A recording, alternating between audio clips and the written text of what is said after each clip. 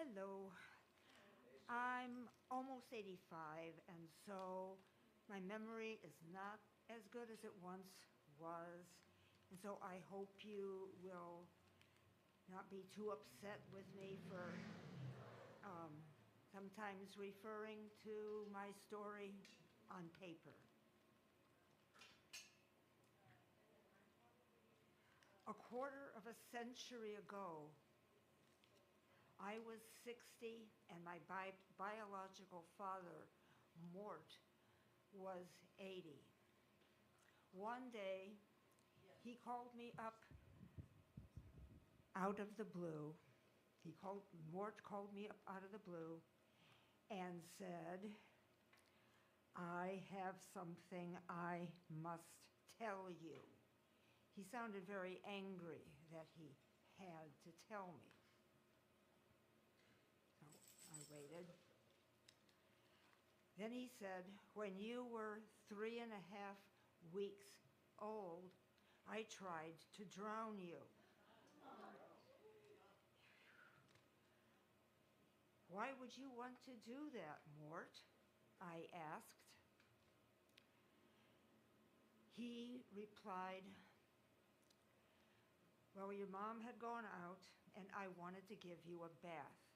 But when I put you into the water, you started crying. And I interpreted that as rejection."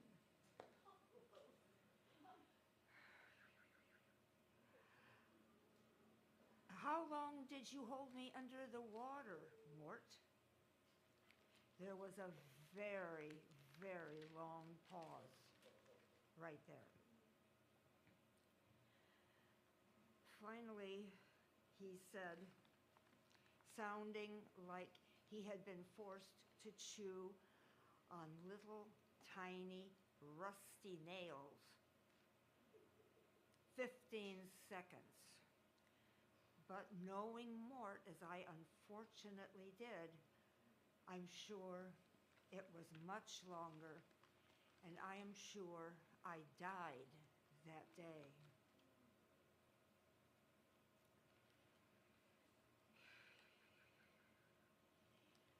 Before Mort, as he put it, he came to his senses and hauled me out of the water by my tiny ankles and had to slap me on my tiny pink butt for quite some time.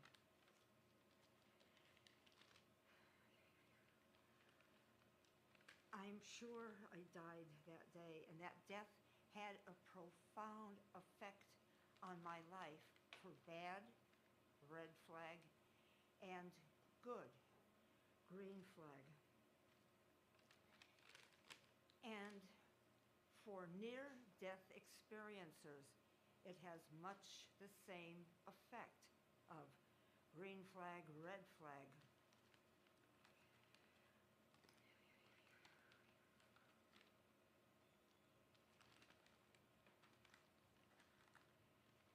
Many of you are probably aware that on YouTube there are many videos of people who are near-death experiencers.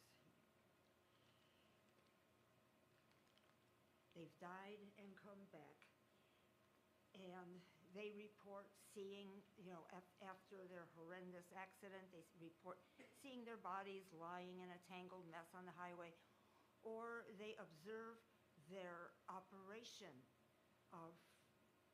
while they're on the operating table and they're floating somewhere up toward the ceiling.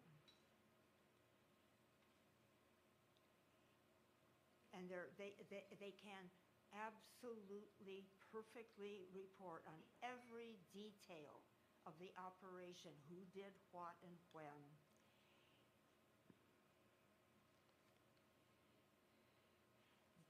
Then, after a little while, they are whisked off into the universe, where they are shown a beautiful white light, and they are just enveloped in love, a love so beautiful, so strong, that no love here on earth can compare.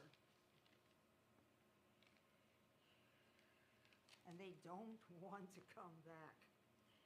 However, they also report on the challenges that they faced once they came back. They didn't know, they had a horribly hard time processing what they had gone through, especially those who died, say, many, many decades ago, and no one had ever heard of a near-death experience. I am going to get a drink of water. Thank you.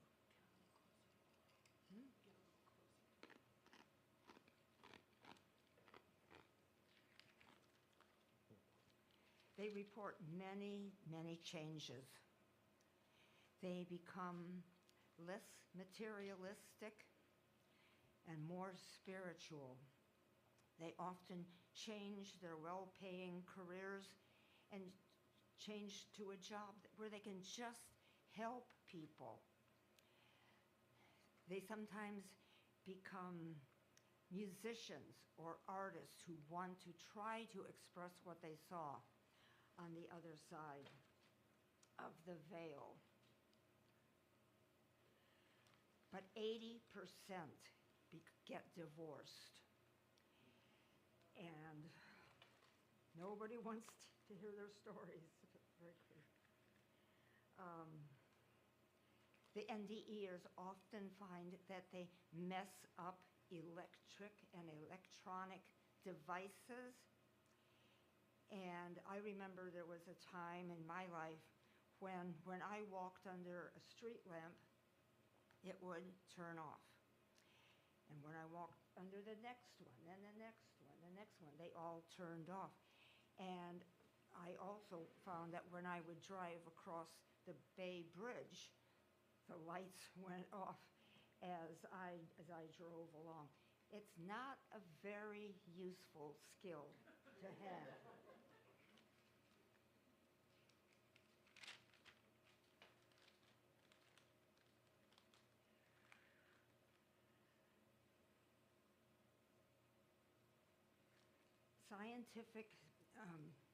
Scientific studies are now being done of near-death experiences. And as one researcher put it, for near-death experiencers, the paranormal becomes normal. And that is the probable explanation for many of my experiences, a few of which I've shared for word-of-mouth storytelling, like the time that I had this wildly effective experiment with voodoo at 13 years old, and then I made the very moral decision to leave it completely behind. And that time that I heard the music from the other spheres, and it was so happy, and I knew it was an answer to a question I had. What is life like on the other side? But at 3.5 weeks, I could not process anything. I have no memory of it, but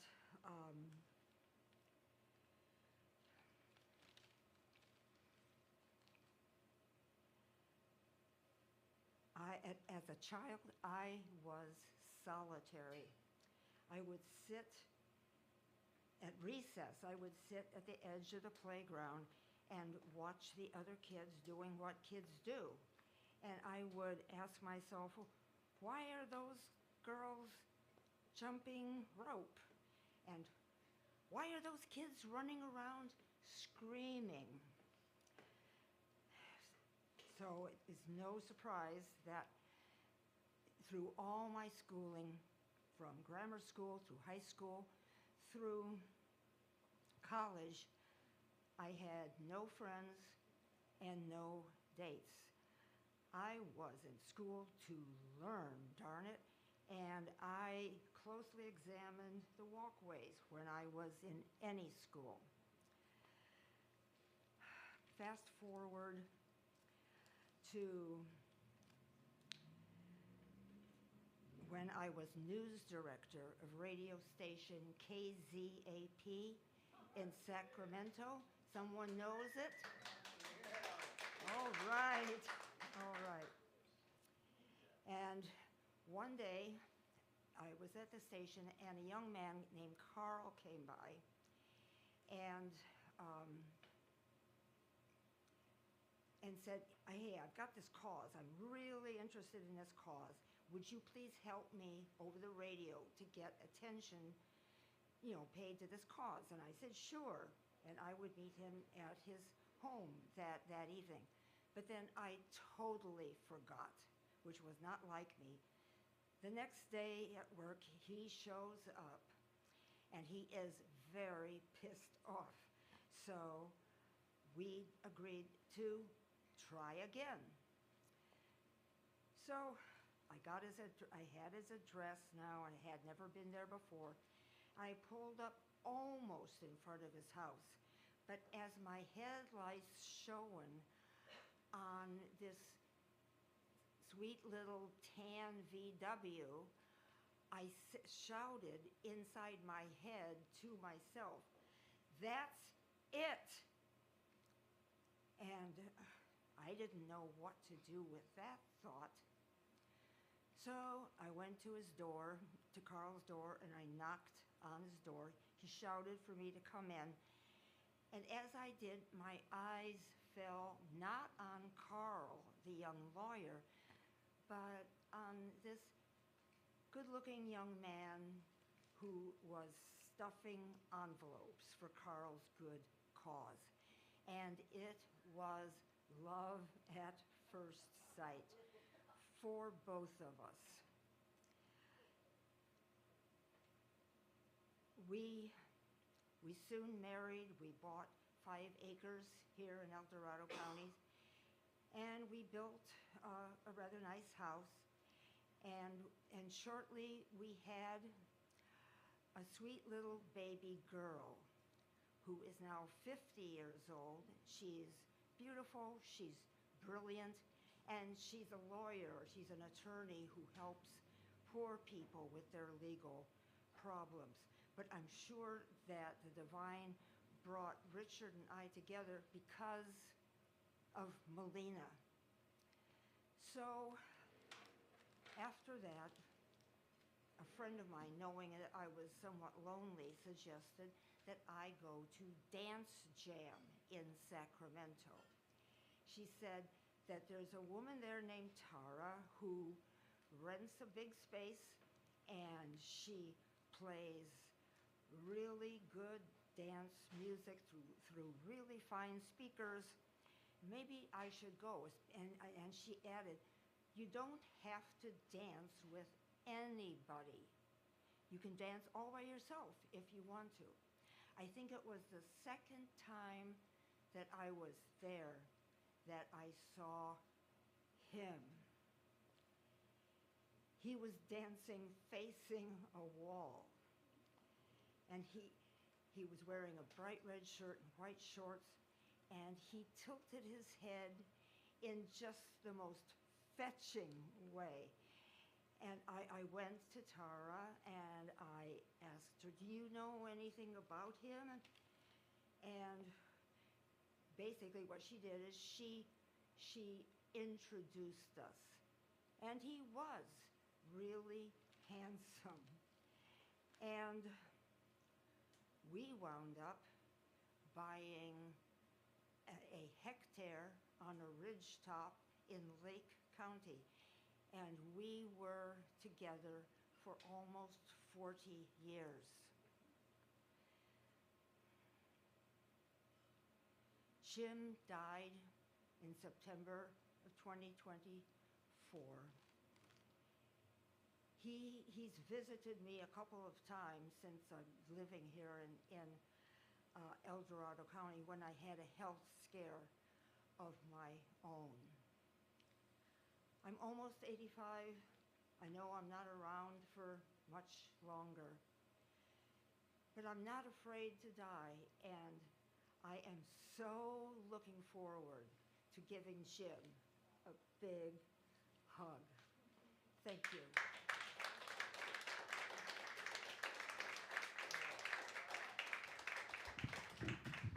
Thank you, Shannon. I wish I'd met Jim. He sounds amazing. Any guy who wears red shorts. Hot. I am going to, hi guys, my landlords are here. Hi. I am going to invite Miss Wendy to the stage to tell us a story about actual flags.